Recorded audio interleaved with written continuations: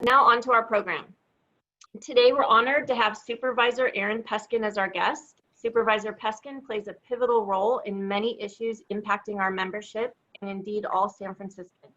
He's chair of the board's Land Use and Transportation Committee, chair of San Francisco's Transportation Authority, vice chair of San Francisco's Government Audit and Oversight Committee, a member of the Treasure Island Mobility Management Agency, the Bay Conservation and Development Commission, and San Francisco's Bay Restoration Authority Governing Board.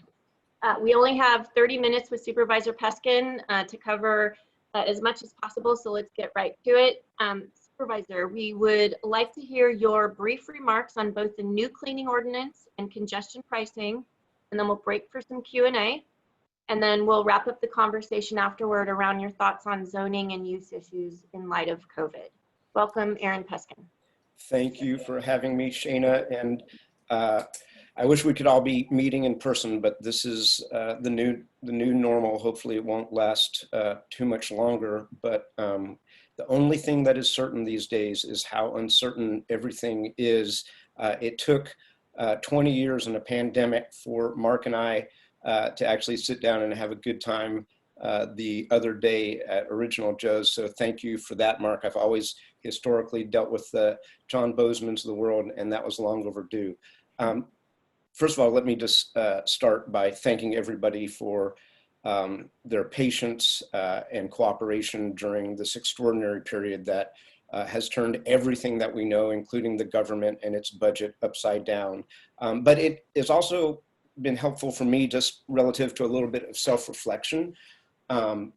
You know, the world that I was born into when I first ran for office 20 years ago is all the assumptions that we used to make, all of the differences that we used to have been fundamentally challenged. And one of the realizations, and I always articulated this over my 20 years, is just how important the tourism industry is. And I've always said that. But I've always taken, as I think many of us have, the notion that every single one of our downtown buildings, many of which I represent, would always be full of people, and the ground floor retail would be full of folks at lunch, and all of that has been ripped asunder. And so I just want to share personally that I've come to realize is how profoundly important the downtown core and office is, not only for the money that it brings to the city's budget, but just for the life downtown and all of the impacts that it has. So I just wanted to say that before we got down to some of the issues of the day. And obviously this is a crazy time, not only here, but on the national stage as the next president of the United States is up. And it's kind of amazing because I went to kindergarten, first, second, and third grade. I'm not joking, with Kamala Harris, not just in the same school, but literally Mrs. Rader, our kindergarten teacher, Mrs. Wilson, our first grade teacher, Mrs. Hada, our second grade teacher, and Mrs. Jones, our third grade teacher. So I've literally known her all my life, and I hope we're all rooting for that ticket. Transportation has changed remarkably too. You know, I have had my on and off, again, battles with the TNC industry, Uber and Lyft, particularly given the congestion in the downtown core and the age-old question of how do we decongest the downtown core, which has often been a conversation around congestion pricing. Of course, we started that conversation when we knew the TNC numbers, which is over the last 5 years, over half of the additional congestion in the downtown core as a result of Uber and Lyft. And obviously some of those assumptions are going to be questioned, but someday this economy is going to come back. I share with many, and I talk to folks from, you name it, Boston Properties, other major office owners in the downtown core who remain optimistic that we will rebound, that the office industry is going to come back, and with it will come back the congestion that we need to ameliorate. So I don't think throwing this study down the drain at this time is the right thing to do. I think this is actually the right time to start thinking about that. I have no preconceptions. The staff of the San Francisco County Transportation Authority, which is basically the Board of Supervisors wearing a different hat. It is a small agency of about 43 people, are very talented, and they are very interested in hearing from stakeholders, whether they are in the TNC industry, but more importantly, the building owners and managers in the downtown core. So I commend you to start working with Tilly Chang and her team. I'm happy to facilitate those meetings. We are doing outreach. Obviously, it's a very different kind of outreach right now because all of the type of in-person meetings and workshops that we'd be having have been relegated to these computers. But that is the conversation at a high level. Obviously, there are other international examples ranging from Singapore to London. And some of us have actually done a lot of research and even gone to London to look at that. I went to Singapore, not on the taxpayer's dollar, but checked it out when I was there on vacation. So I think it's a very interesting concept. How it's done and who it benefits and how it's done through an equity lens are really, really important conversations to have that we should not take for granted. And remember, I represent not only the downtown, which is full or used to be full by day and relatively empty by night, but I also represent all of the residential neighborhoods to the north that surround it: Chinatown, Jackson Square, Golden Gateway, North Beach, Nob Hill, Telegraph Hill, et cetera. So how it works for those residents is going to be very important as well. So I've got a lot of balancing and thinking to do. And remember, fundamentally, this is not actually legal under state law. So this would have to be accompanied by some state legislation that would allow us to do a pilot program.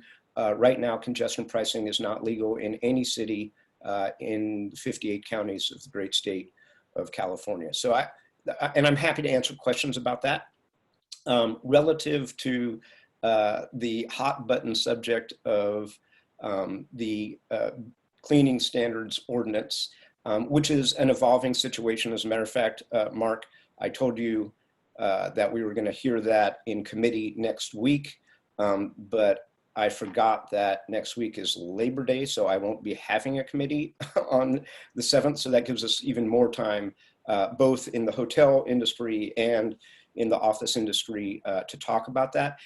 Fundamentally, this really emanated not out of the office sector, but out of the hotel sector. One of the things that, going back to my earlier comment about the importance of the tourism industry, which really is one of the geese that lays the golden egg year in and year out, billions of dollars and hundreds and millions of visitors, is the notion that we want to reattract folks, not only to offices, but most importantly to hotels. And I really wanted to show the world that, as is often the case with San Francisco, that we were ahead of the game, that we were mandating some of the strictest standards so that we could really say to everybody, come back to San Francisco, we've got the cleanest hotels. And I'm not naive. I also understand that there are issues between labor and, you know, hotel owners and labor and office owners, but I'm struggling to get this thing right. It is, as with everything, a evolving situation. We learn new things from the medical profession literally every day and every week. And I am in receipt of a letter that Mark sent me with what I thought were very good, reasonable suggestions as to what building typologies should be covered, whether the threshold is too low, whether there are spots that we've now learned are less likely to be transmissive environments that need less cleaning. So all of that is on the table, and I'm happy to work with you guys on that. And I think all the sides are seeing some of the wisdom in it and some of the changes that have to be made. So that's the response to those two. Let me just say, as to flexibility in zoning in what we call the C3, the C3O, the C3G, all of the downtown zoning districts, I've always actually seen that very differently than I see zoning in the neighborhoods, where there are very different pressures and very different sets of notions around a neighborhood's right to a modicum of self-determination. So for instance, when we were back in the good old formula retail chain store fights, I was always clear that should not apply to downtown. When we were talking about repurposing, this is 20 years ago, downtown buildings that were office into residential, I was all for it. When the world changed in Union Square and the Macy's of the world went the way of the dodo bird because of internet commerce, I came along and changed the zoning to be much more flexible so that upper stories could actually be converted to office. So I'm open, more than open. I'm actually highly desirous of figuring out the brave new world that we are all stumbling into. And I know this is a cliche term, but we're all building this airplane as we're figuring out how to fly it. And there's been many things that we've done, you know, in the residential context and the neighborhood commercial context that I'm very proud of, and we should be thinking about for downtown. The shared streets notion that I pioneered in North Beach, ways that we can reattract folks during the pandemic so that, particularly when we have no congestion. I mean, I went downtown this morning at 7:45 down by Pine and Front, somewhere in there. There was, I mean, it should have been jammed. I was able to park right in front of my bank and deposit my checks. It was unbelievable. So with that, I will stop babbling and Shana, turn it back over to you. And thank you all for joining this afternoon. And thank you for your support in my final race for the San Francisco Board of Supervisors. Anybody who says that I'm an ambitious politician should remember the only job I've ever wanted in politics is to be a member of the San Francisco Board of Supervisors. And I've got one more term left in me and look forward to working with you over the next 4 years. Supervisor, thank you. Thank you for your remarks. I wanted to encourage everyone on the line, if you have any questions, to go ahead and post your questions in the Q&A, or if you want to speak, we can unmute you. Just let us know in the chat button at the bottom of the screen. And if you keep hearing ding-lings on here, it is because on the other screen, I am watching the Emergency Operations Center noon briefing. So that's my other chat room. Oh, good. Well, if anything happens that we should know about, please let us know. We can all jump on it. Well, the only thing that you should know, and you can, I've been very, very insistent from early on in the pandemic that the city and particularly the Department of Public Health be as transparent as possible. So anybody who has not gone to the sfdph.org coronavirus website, every single day, you can see how many people are in the ICUs, how many people are in acute care, not only in the city's hospitals, but across all hospitals. So all 9 hospitals in San Francisco, all of that data is there. You can see how many people have died. You can see what the demographics of the dead are, the demographics of people who have gotten COVID. So all of that is on there. You can see it for different type of typologies like single resident occupancy hotels, of which there are about 19,000 people who live in them in Chinatown, the Tenderloin, Mission, up into North Beach. You can see that data. You can see how many hotel rooms the city is renting and what type of folks are occupying them, i.e. first responders, isolation and quarantine, or the homeless population that blossomed during the pandemic, primarily in the Tenderloin, most of which are now off the streets. Okay, thank you. So it looks like we have a couple of questions in the Q&A. Let me start, well, specifically with regard to the cleaning ordinance. We have a question.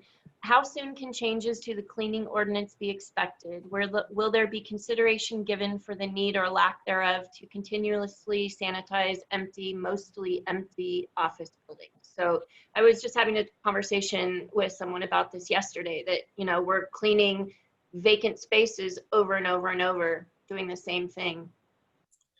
Right. So the first thing is the original, and I've never been to a pandemic before, so the board and mayor have rarely, in the 13 years that I've been a member of the Board of Supervisors, used any of the emergency provisions under the charter. But we are now, all the time, the mayor by executive order, the board through emergency legislation, are passing different things that span the gamut of policy issues. Those ordinances only last for 60 days, and they automatically expire after 60 days unless the board reenacts it for another 60 days. Now, in some cases, like for instance, I'll give you an example around the issue of Postmates and Uber Eats. The restaurant industry was crying foul, and I was getting ready to do an emergency ordinance. The mayor did one better and did it by emergency declaration, capping the amount that these delivery services could charge the restaurant as a commission. And that has worked fabulously well. As a matter of fact, it's worked so well that I think there is now a growing consensus that we should make that legislation permanent. So the question, I think, in the cleaning ordinance question is when and what should be in a permanent ordinance. And we're really trying to find that out. And remember, nothing is permanent. Everything can be amended. So the answer is we are scheduled to hear the emergency ordinance again on the 14th day of September, in 2 weeks. And that date could move too, and it's what we call an evolving situation. But I hear you as to if there's nobody in a building and you don't want to clean it, that makes kind of intuitive sense. Although, I've early on had conversations with everybody from Hudson Pacific to Boston Properties, you name it, as well as their janitorial providers, Able and others, about what they wanted to do. And they were like, well, we want our people to return, and we want to let them know that it's going to be cleaned all the way through and what have you. So it really, but I hear you. And I think there's a difference between keeping the staffs on board and keeping the buildings cleaned regularly and doing what we regularly do, and going back into a space that literally is empty, or maybe there's one person there every day, and having to do, the same cleaning over and over and over. And Shana, as you can see, I'm making notes. Okay, good. Thank you. Appreciate it. So I've got a couple of other questions here, but I want to make sure that we get to one that deals with the use and zoning. So I'm going to put this one out there now, and then we'll go back depending on how much time we have. So here's a question that is top of mind for many of us. Given that our retail sector has been so challenged with COVID-19, and given that we all face the prospects of empty retail space for the conceivable future, and you just answered this somewhat, but I think we'd like to drill down a little more. Are changes in use for retail, maybe even office, currently being considered, even if temporary, to alleviate not only the financial effects of COVID-19, but also the community and social effects of having so much vacant space, which you just addressed in part? But I think we're interested in, because we're seeing more and more and more tenants leaving every day. And so So here's my answer to that question, which is, tell me what you suggest. I mean, my best ideas do not come from between my 2 ears. They come from folks who are living it and breathing it, whether it's in, the Outer Mission or North Beach or Chinatown or the downtown. So, I mean, if you have ideas, then I can go sit down with a city attorney and say, draft this, or go to the planning department and say, is this crazy, Mr. Hillis? Or so tell me what you want, and then let's sit down and figure it out. Okay.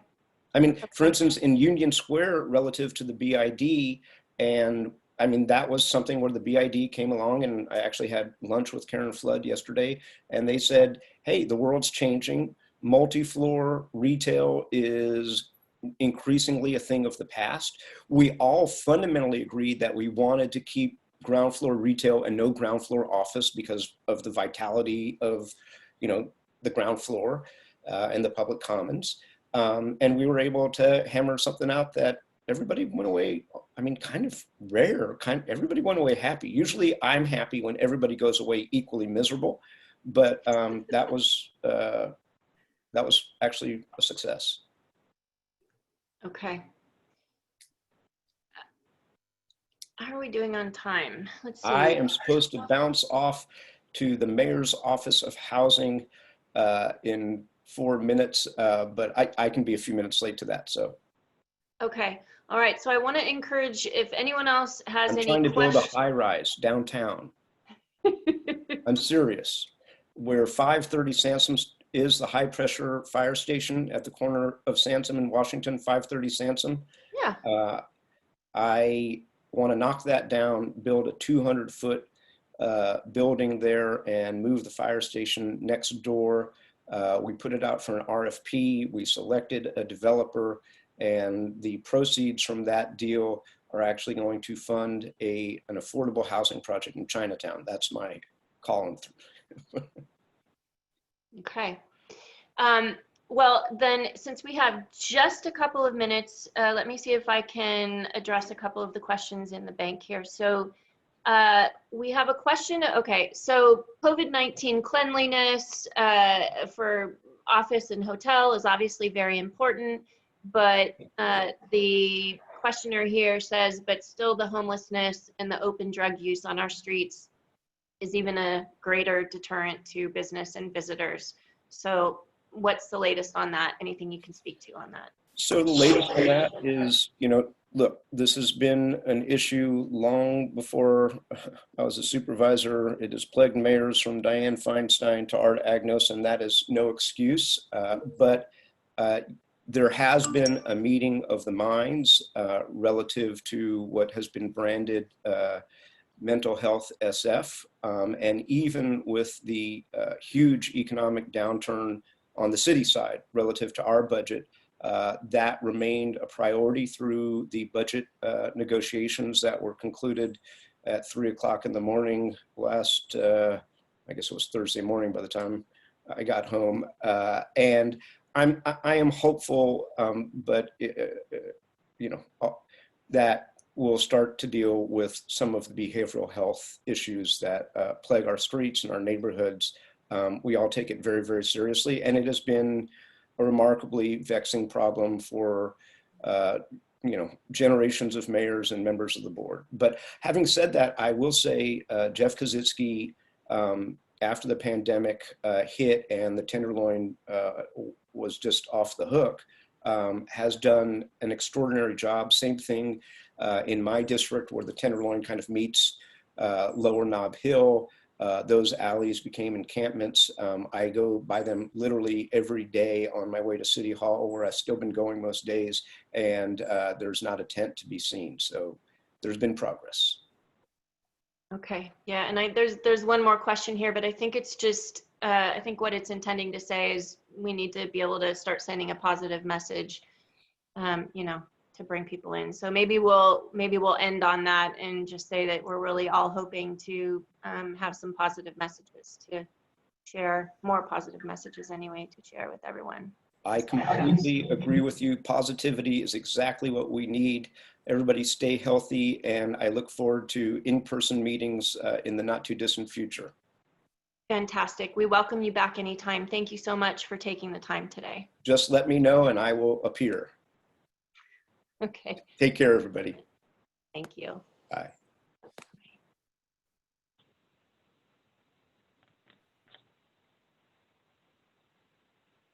Well, I guess I will turn it over to Rebecca.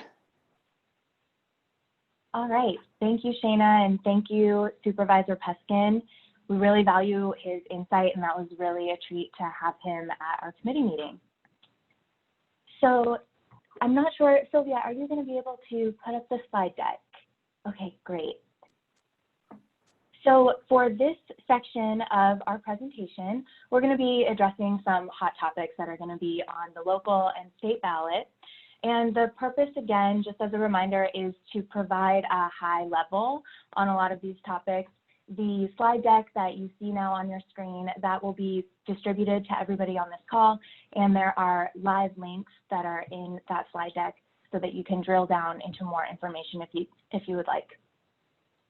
All right, so let's kick it off with the transfer tax, which is Prop I. So this is a local ballot initiative in San Francisco, and what this is doing is essentially doubling the existing transfer tax. So, for example, the current rate for properties sold for properties valued between 10 million and 25 million is 2.75. And if this initiative is passed, it would increase to 5.5%. And then in turn, for any properties over $25 million, that 3% transfer tax increases to 6%. So BOMA's position on this initiative is no. And there's a link on the slide if you'd like more information about the campaign that's being led by the San Francisco Chamber of Commerce. All right, next slide, Sylvia. All right, so this one, I know there's a lot of words on the screen. So this next initiative, Prop S, this deals with the GRT and business tax reform. Now, this is definitely a very complex package that is being proposed, and essentially what it does is it would extend by 20 years what I'm going to call Big Prop C and Baby Prop C that was passed a few years ago that I'm sure you're all very familiar with.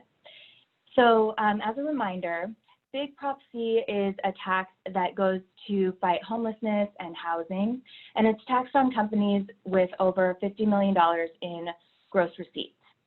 Now the Baby Prop C, that it goes to, it's a commercial rent tax for child care education. So, and that tax rate is currently 3.5%.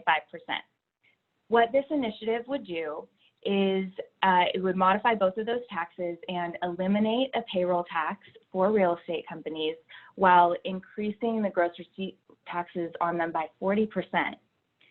And then it would increase those gross receipt taxes on them by another 15% that's staggered over multiple years. So on top of that, it would again apply the Baby Prop fee of 3.5% on top of all of that. So BOMA's position on this initiative is, of course, no. And that link on this slide will take you to a great resource for you where you can really dig into all of the rates that you see right here on this slide in the table below. And I do also want to just point out that there are some trigger rates in 2022 and 2023, and that is dependent on our economic recovery, so that will remain to be seen. Thank you, Rebecca. We'll have time for Q&A afterwards, so I know we're running through a lot of this quickly, but that's the point. We want to just put everything up there and put it out on the table, and then we can discuss it if we have time. So the next thing we want to touch on is the split roll initiative that I'm sure most of you are familiar with, Prop 15. So the measure is called split roll property tax because it seeks to basically undo Prop 13 protections for non-residential properties, and therefore the protections of having commercial taxes tied to residential taxes would go away. Taxes would be reset to a new baseline at a 2022, 2023, at those assessed values, and then they would likely be raised every 3 years afterward to whatever your building's then assessed value would be. So Prop 15 on the state ballot would potentially tax our industry another $12 billion annually from commercial properties across the state. It would obviously hurt our tenants and consequently commerce throughout California. As many of you know, there is a major campaign being coordinated out of Sacramento to defeat this measure. BOMA has previously provided information on how to donate to the No on Prop 15 campaign, and there are also links on this slide for donation options. Again, you're going to get the slide deck, so you'll be able to drill down into all of these links. thank you, by the way, Rebecca, for making sure all of that is contained in there. That's fantastic. So let's see, the next thing we want to touch on is the supervisor races. So this fall's Board of Supervisors races presents an opportunity to elect some new people. We all received BOMA SF PAC's endorsements, which are represented on the slide you see here. And if you are a registered voter in San Francisco, we really encourage you to get involved, talk to your neighbors, friends, colleagues, donate if you can, in particular to BOMA's recommended candidates. Okay, so we'll be able to discuss all of these things and also more COVID stuff if you'd like. We'd really like to open the meeting now to any new conversations around how we're continuing to conduct business with the shelter in place conditions in place. Also, hopefully everyone was able to catch the webinar last week about how to treat operating expenses relative to gross ups and other things. So that was really good. So let's see. We don't have any current questions in the Q&A. So thanks, Sylvia. So do we want to open it up? Let's see. Do we want to open it up to the attendees so that we can have an open chat here, or see, how are we doing? We're doing great on time. It's only 12:36.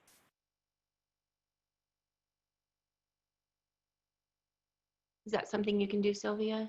Or would you want to? Do we have any questions? Oh, we've got one. Let's see. Okay, so we have a question. Are there any campaigns taking money to fight Prop F?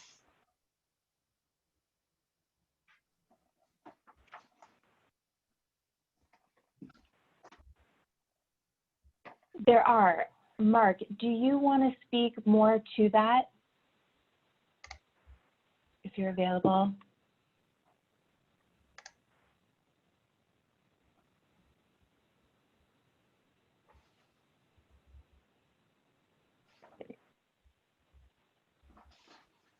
One second. Sorry, I'm sorry. I was multitasking. Which initiative are you looking at? Prop F, the GRT and business tax reform. There is not an organized campaign on that at this time. The focus right now has been on the transfer tax, obviously. There is also an effort that is beginning to form around Prop L, the CEO tax.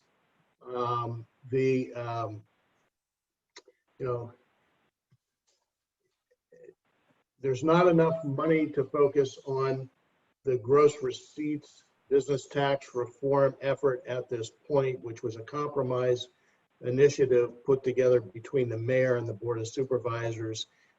Even though that there was some great support of small business within that initiative, we feel that real estate is continually getting whacked, and so certainly we're hoping that that goes down with all of the no new taxes message.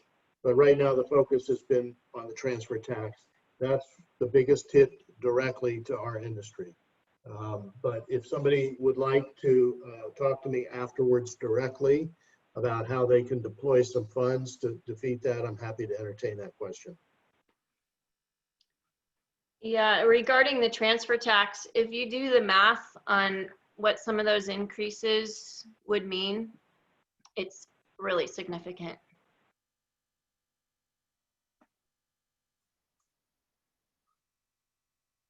Let's see, I think BOMA should reach out to BOMA. So let's see, oh, Sarah, so BOMA SF should reach out to BOMA International for funding against any of the upcoming initiatives. Does Mark think that we should do that? I think is what it says. Well, we did that in a very large way with regards to the state initiative, Prop 15, split roll. And in fact, we secured $100,000 from BOMA International's Industry Defense Fund to help defeat that initiative. Of course, that comes with a match requirement. So all of the local BOMAs throughout California are ponying up to match that $100,000. Unfortunately, I don't think that there's enough time and resources to go back to that well. And that's just the constraints that we find. And that was a deep well that we got that money from it to begin with. So, I mean, that was a lot.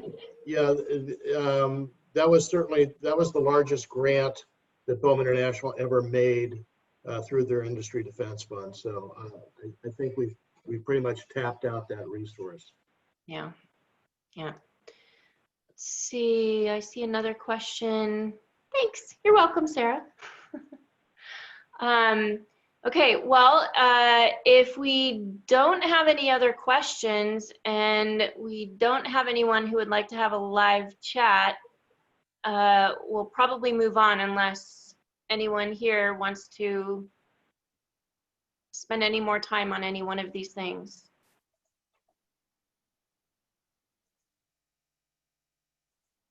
Okay. Looks like we can close our meeting early then. That's great. We knew it was content filled and we weren't sure we were going to have enough time. So this is great. I'm glad we did. Rebecca, do you have, Rebecca, any other thoughts? Well, I know that there was some update at the state level this week. And do we have Matthew on the line? Can you remind me of the last name, Shana? Hargrove. Matt. Not Hargrove.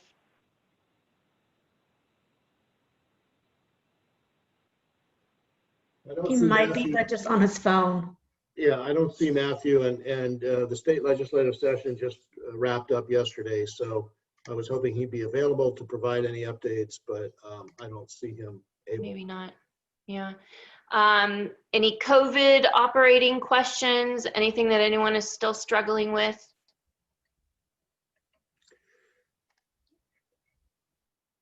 Bonnie has a COVID question. Would it be possible to make Bonnie live, Sylvia?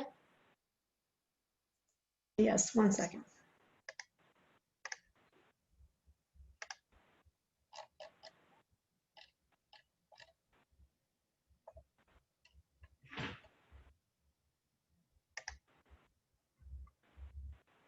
Go ahead, Bonnie. Hi, thank you guys, appreciate it. I am struggling with something at one of my properties regarding floorboard training in this COVID world.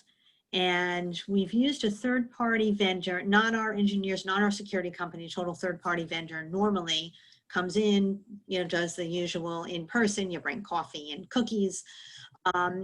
We're trying to work with this person to do webinar training for the tenants. And for some reason, while usually responsive in the past, has been really super slow, not quite sure what's going on. And I'm just wondering what others are doing for this, and if there's another third-party company out there, or how others are handling this. Oh, so you're saying the vendor has not been responsive, not that it's the tenants that. Right, yeah, the vendor's been super slow. I don't know, it's been kind of like pulling teeth.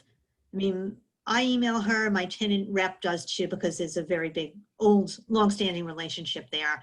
And I mean, we've been trying for 2 months to get her, and supposedly she has a webinar, but it's like, okay, how do we get this going? What's the cost? How do we do it? How do we make this effective? And we're getting to a point, we need to get this done. We want to get it done so that we can do our fire drill with all 10 people in the building. But I know, right? I know. I think a lot of people are dealing with this one, Bonnie. This is challenging, and also getting the tenants willing to do it, because they know that they're not coming back for a while. So why do they care? Yeah, I mean, the tenant is willing to do it. I'm just wondering if there's another third-party vendor that anyone has used, or any. So yeah, I have one that I actually like, and Okay. I can get you the information. Great, thank you. I don't know about what it looks like for a webinar, but yeah, I have one that you might be interested in talking. Okay, cool. Thank you. Appreciate it. Maybe. And then others. Bonnie, if it helps, in our experience, we just had a floor warden training in July, and we hosted it via Zoom with a trainer through Allied Universal, which was great. Okay. So, and we were able to take attendance and do everything that we needed to do, if that's helpful. It might work out. Yeah, I've got a few funky things, but appreciate that piece of information. Bonnie, is it Pam at ICE that you're working Yeah, with? it Okay. is. Yeah, so there's a note here that says she's finalizing her new webinar platform. She'll be done mid-September. Oh, okay. I can connect you. It's so Emily Meda. Uh-huh. No, Sure. Emily. Yeah, I do. Yeah, okay. So she's got maybe some information on that, so I'll send you my vendor as well. Okay, cool. Thank you.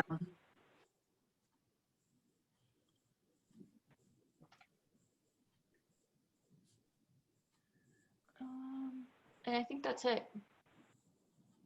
Okay, so if we don't have Matthew Hargrove on the line and we don't have any other questions, we should probably call it, let people get back to all of the fun stuff they were working on prior to this.